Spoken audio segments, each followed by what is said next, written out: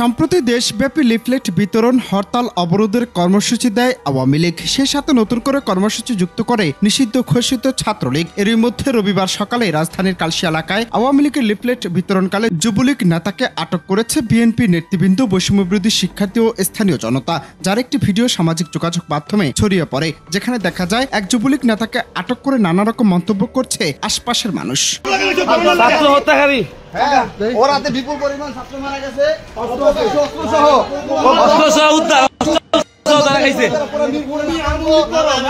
মাদক ব্যবসায়ী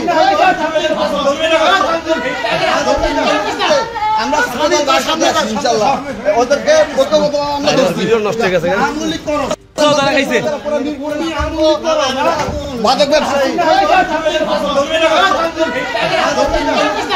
আমরা ইনশাআল্লাহ ওদেরকে লাইভে আছে।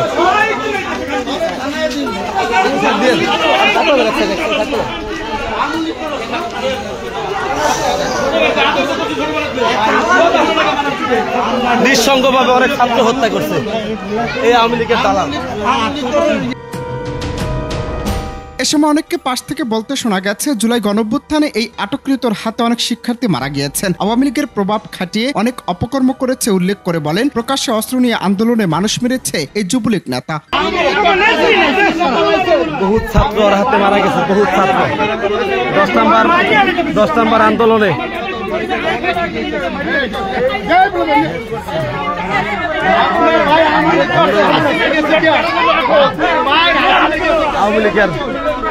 আওয়ামী লীগের হয়ে